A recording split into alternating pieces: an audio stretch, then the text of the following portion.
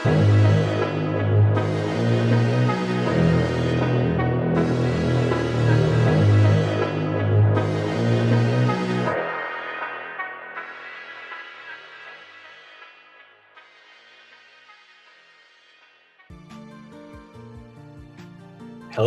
and welcome back to the Quickcast, episode number 5. On today's episode, we're going to talk about COVID and mental health in general. Yep.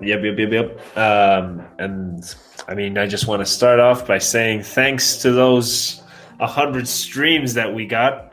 All of you people that listen week in and week out. At least that's what the stats say. I hope you do. So yeah, we're going to be talking all over the world. Brazil, Germany, Philippines, UK, you name it. all over, Mr. Worldwide. You name it in that list of like 6 countries. Let's keep it going. Road to 1 mil. Oh yeah. Remember, we're so close. That the first $100 are going to the charity of your choosing. Right now we have like 80 cents in the bank. So we're almost close to. We're on it. So yeah, mental health. It's been quite tough for everyone, I would dare say. All demographics. Would you like to start off with your opinion? Yeah, well, my opinion, I don't think there's any new hot takes that I'm about to say, but in general, it sucks, this quarantine and COVID in general. It just amplifies mental illnesses for the people that have them. No matter the demographic, you are stuck here for quite a while, and it's not enjoyable for anyone, I would say. I don't think there's a single person that's being, oh yeah, hell yeah, quarantine, unless you're super privileged and you can enjoy just staying inside for a while. I mean, we sit in a spot of privilege, and it might be different for us, but ultimately it is what it is. Everybody suffers, no matter where. I mean, it's affected so many people with like job losses and situations like that. So it's just hit everyone. Yeah, it sucks. So we're going to talk about our personal experiences with it. You would like to start off? I mean, the thing is, I'm a very introverted person, so it's not as big of a problem for me, but it definitely, like, it affects you, and it just adds up with a lot of things. Like, you just always, I mean, you always have that fear of COVID, first of all, like, what if you get it? And then there's also just the constant, like, you can't go out, you can't do anything, so any kind of escapes or trips or stuff like that, they're non-existent by this point. Yeah, agreed. I mean, my personal experience isn't that far from yours, I would say. I'm also quite introverted. I enjoy the inside. I liked so much that I would say that the quarantine, like, the mentality didn't really settle in after a year later. Yeah. Like, oof. I think what did it was just school in general. Like, before it was just, I can play in my computer all day, hell yeah. But now I have like responsibilities and stuff. And it sucks because I don't have any, like, I can't go to trips. I can't enjoy the rest of the world. So you just can't really live life. Yeah. You're stuck here pretending. Which is one of the main things, like, for the research for this episode, I was looking up like statistics and stories and stuff. And one of the things that most, like, especially teenagers say is that it's just a routine. Like, it's too much routine because you just wake up, you get on the computer, you go to school basically all day, and then you have homework all day, and you just eat, maybe do exercise. Like, that's it. That's your day. Yeah, so that's 24/7. Yeah, and it just piles up ultimately. Like no one's blaming you for feeling down. Yeah, It happened. It happens to all of us. The trick is just yeah, trying to stay on top of it and getting help, getting an escape, however you can. Maybe not necessarily talk to people, but I don't know. I'm not a psychiatrist. Don't take advice from me. Everybody has their ways of managing with it. We can leave at the end of the episode some organizations to help out and some call centers. Yeah. Like, be with them, not us. Like, we should really do an advert at the start of the episode. Don't take advice from us. We're just two dudes doing a podcast. We're just trying to discuss this. Yeah. So yeah, I mean, we've kind of had similar experiences. We're both introverted, and it doesn't have as much of an impact, but it still has an impact. Yeah, definitely. So something that I wanted to touch on was what has changed during COVID for mental health, because I feel like before COVID, nobody even like cared about it unless it was 13 reasons why. Yeah. Unless it was just mainstream media, it was just left in the sidelines. Yeah. And you could argue that one of the good things that came out of everything, like from COVID, is that mental health is getting a much brighter spotlight right now. Yeah, definitely. I think it just, a lot of people maybe hadn't even experienced that big of a problem with it, and they started experiencing it either through them or through their children or through close friends or stuff like that. So it kind of changed the way we look at mental health. I mean, I don't think it's actually how we manage it has changed a lot, because it's like in school, for example, they gave us like three 15-minute classes where we would meditate, and then they gave up on that. Yeah, everyone gave up on that idea. I think like teachers have the best intentions, but they realize that, we have like no time to see everything we want to.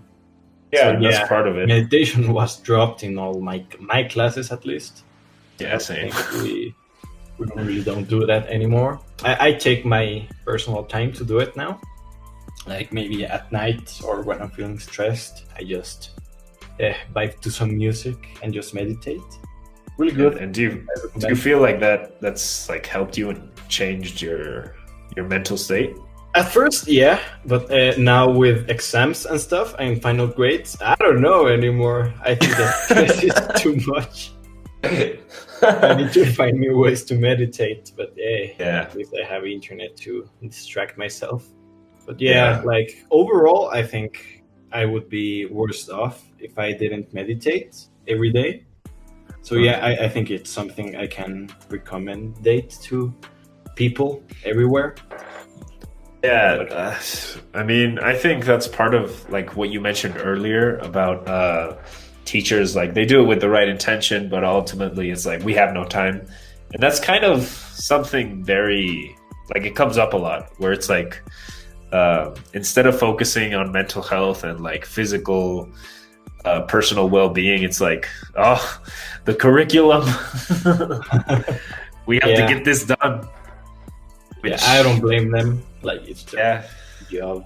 They fair enough will try to take work off of us, like one way or another. They like maybe no exam, like now it's an essay, but at the end of the day, like an essay is still an essay. Still work. Yeah, and I think that's a bigger conversation, like just the structure of everything, which is so like affiliated to time, at least in Western civilization. Yeah. I don't know. I'm not well enough cultured in the rest of the world. Oh no, we're way better than, let's say, like Korea and China. Those places are like they're way worse than us. They have it can always be worse. So before continuing, we're just gonna take a little ad break. It might sound terrible that we're doing an ad break for mental health, but I mean, but you know our reasons. We were no profit. We take none of the 70 cents in our bank account. Exactly. So, yeah. Welcome back from that quick ad. We'll resume our talk about mental health and COVID in general. And for this segment, we actually did a pretty deep research from our usual standards. Masa, would you take it away? Yeah. So just some kind of stats to give a bit of context and stuff. So this was from UNICEF. During the pandemic, a larger than average share of young adults, which is ages 18 to 24, report symptoms of anxiety and or depressive disorders. So that would be a 56%. This is a study in the US, by the way. Compared to all adults, young adults are more likely to report substance abuse, 25% versus 13%, and suicidal thoughts, 26% versus 11%. Prior to the pandemic, young adults were already at a high risk of poor mental health and substance abuse. And many didn't receive treatment, but it escalated in the pandemic. So yeah, that's kind of just an idea of how it impacts young adults more than anything. Yeah, those are the stats for you. They speak for themselves. Everything sucks, and now even more. Yes, which, I mean, yeah, it makes sense as well. Young adults, we have more hormones and stuff, so I guess it makes sense. More hormones. We're being propelled into the adult world. Like, it's not that much time left before we get to university, and after that there's like actual adult stuff, and not excited for that, but hey, it is what it is. It is what it is. Yeah. So some other stats, for example, one of the things that stood out to me was essential workers, which have received a lot of attention during this COVID situation. Not necessarily like they've been helped, but they have received a lot of attention for their sacrifices and stuff. So this is a study by the KFF. So it's in the US as well. And among essential and non-essential workers, share of adults reporting mental distress and substance abuse from June 2020, essential workers showed 42% of symptoms of anxiety or depressive disorder, and non-essential workers 30%, as well as seriously considered suicide in the past 30 days. Essential workers was at 22%, and non-essential workers were 8%. So, I mean, that's a lot of me just talking, but yeah. If you didn't slip through that, basically, a lot of people feeling really sad right now. Basically, I think what stands out the most is the essential workers, which isn't any surprise that they are the worst out of everyone, because they're in the line of fire. They're the ones. Yeah, they're just put out there to dry, and it's like, oh, let's clap for them. Yeah, wow, they're heroes. How does it feel to be a hero and not get a pay rise? They're heroes, but they don't deserve to get paid. Of course not. Come on, everyone can be a hero. That's satire, by the way. Don't take that out of context. There's some people that can't take a joke. Yeah, we need to clarify that for them. So yes, I mean, basically, non-essential workers haven't seemed to show as much suffering as essential workers, which makes a lot of sense. But that doesn't take away from the fact that non-essential workers are still important. You know, everybody's mental health has a value. Yeah, no matter who you are or what you do, you're valid. Okay. Yeah, you're equally valid as everyone.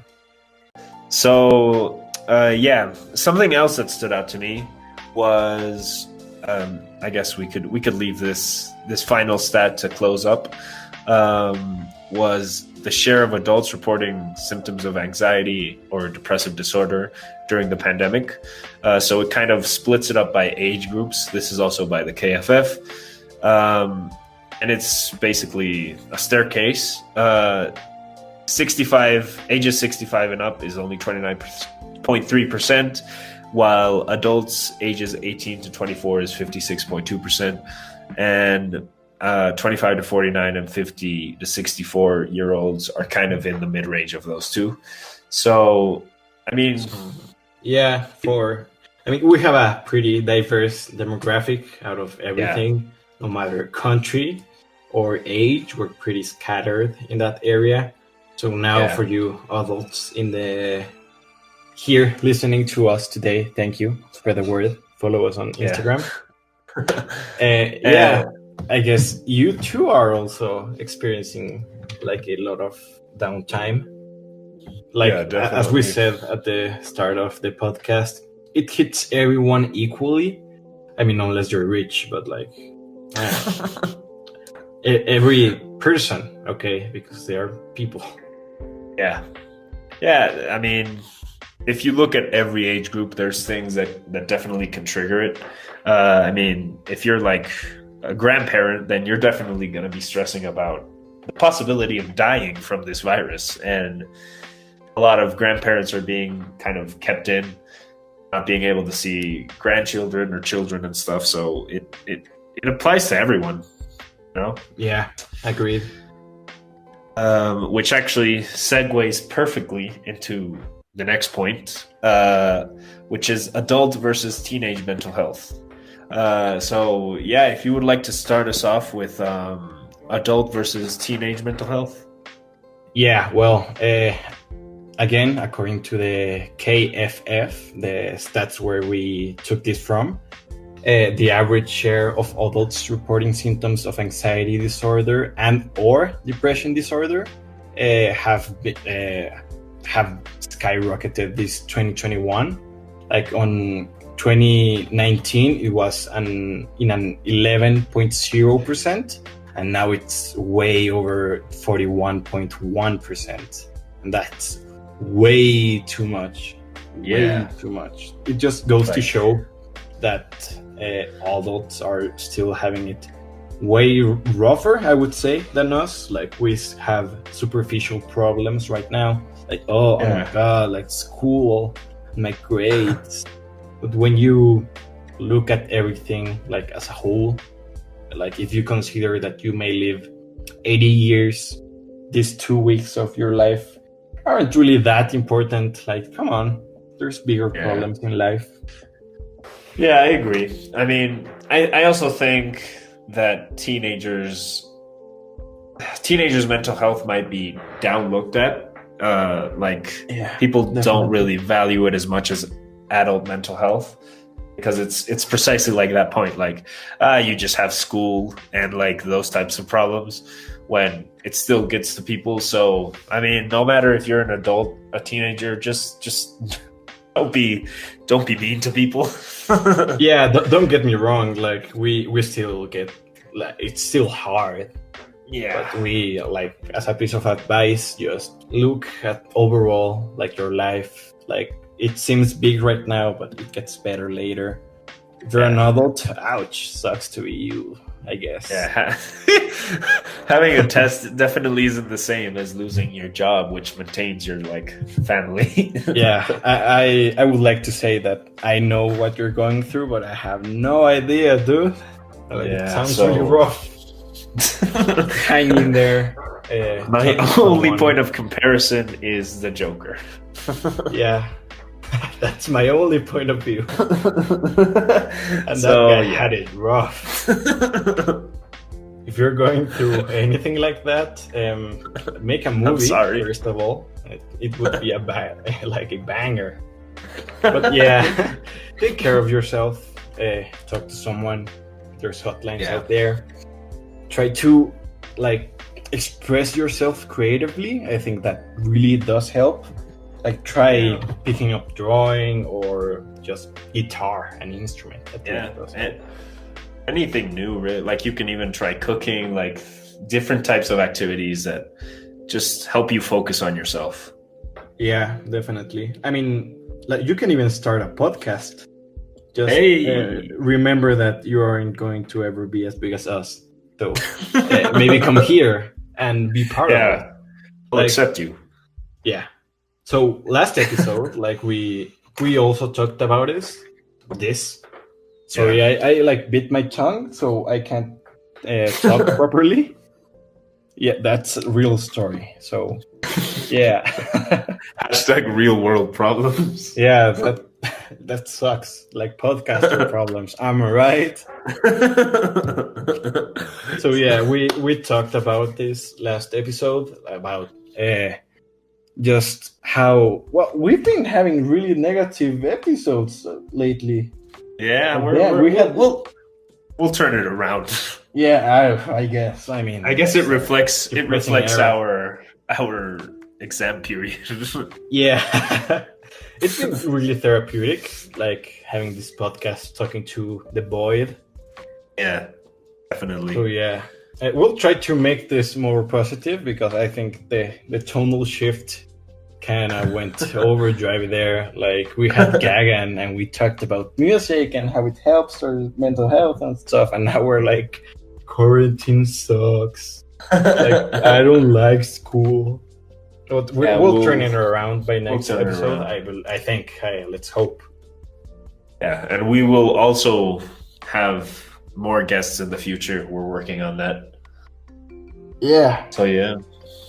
It's been real. So next, basically, I don't know. You want to talk about mental health in school? Yeah. Or do you want to talk about how mental health is looked at? Yeah, well, I think right now, we should leave mental health in school behind a little bit, because we kind of overdid it on the last episode. Yeah. So I think mental health, like, especially like if you're a man right now, I'm not saying that women have it easier.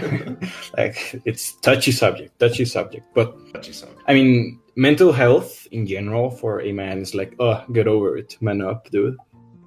Like you don't have the space to breathe. That I agree to a certain degree with that mentality, that there's times where you don't have time to breathe. You just have to push forward, but you have to recognize when you have the time to breathe. Like you need to. Yeah, of course. Take those breaks.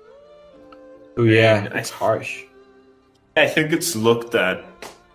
I feel like it's definitely kind of a taboo. Maybe it's changed a little bit with the pandemic, but it still has to be talked about a lot more.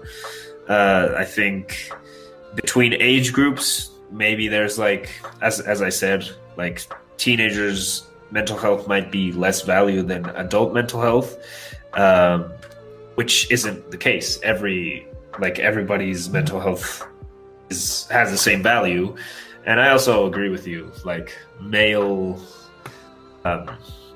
society is kind of it's like you can't cry. You're gonna cry for a bitch. Yeah, you can't. Damn, dude. Like like chill, bro. Let me be. Yeah, it's definitely important to express what we feel and let it out sometimes, because otherwise you just hold it in for way too long. Yeah. Way too long. So right now we have one last section for us. So what should be done to help? Like what can you do, and what can people with more power do to help this mental health crisis? I think, well, if you want to start, maybe. Oh yeah, go on. Okay. So I think I'll go with 2 points. First off, like structurally in society, I think we need to accept mental health more. I think it has to be like, no, this is part of us. It's something that happens, and not like shame on it or anything. It has to be an open conversation, and maybe to like a really large extent, which definitely won't happen in my lifetime. Yeah, it has to like. I think we just have to switch our priorities a bit as a society. We have to maybe focus more on ourselves and like our own well-being, because sometimes we just get sucked up into just working and working and working. So yeah, that's kind of the structural thing that I think should change. And personally, I think just try to help, be an outlet for people, be able to be there for one another, and work on new things, try new things out. Just try to be nice. Damn, I should have gone first because those were my 2 points, and now I have nothing. I mean, yeah, to add to that last point, you can make a difference. It may not seem that big, but just helping another person by talking to them, listening to them, just hanging out, that's way more than enough for most people. Yeah, sometimes even just like the question, like, has everything been okay? You're cool. Like even that, if they don't answer, yeah, that like in showing itself, that you care. It makes a difference. So yeah, I mean, I think we've touched on a lot of negative stuff recently. Yeah. We'll balance it out. Yeah, next episode, I don't know. Bring Gagan back on. Yeah, we need Gagan back on. That's for most here in the episode. We've basically concluded already. I mean, be Yeah. nice, help other people. Let me just hit up some of the mental health support. You can always call like suicide hotline if you're at that point. Always reach out to people close to you. 911 works. It's just a basic one that works. The crisis hotline in Mexico is 525-510-2550. And there's also different organizations that you can donate to or look out to. So yeah. Thanks for tuning in. Yeah, thanks for listening. Make sure to spread this specific podcast just for people to be more informed about mental health. Yeah, what you can do. We're not misinforming you people, trust me. We're not even going to advertise this one. Like, I think it's pretty dirty to advertise our Instagram at the Crickets right now. Definitely don't follow us. Don't do that. Or do, because we need Wink. the viewership so we can start donating money. Yeah. No, don't never forget, we are a non-profitable organization. Yeah, I mean, we're two dudes. I don't think we can even call ourselves an organization yet. We are two dudes with 70 cents in our wallet. Yeah, well, we'll get there. Like, we made 100 views on our first 5 weeks podcasts. Yeah, it's possible. Nice. So spread the word. Please stay safe and watch out for yourselves. Thanks for listening a lot. Take care. Yep. Well, bye. Bye.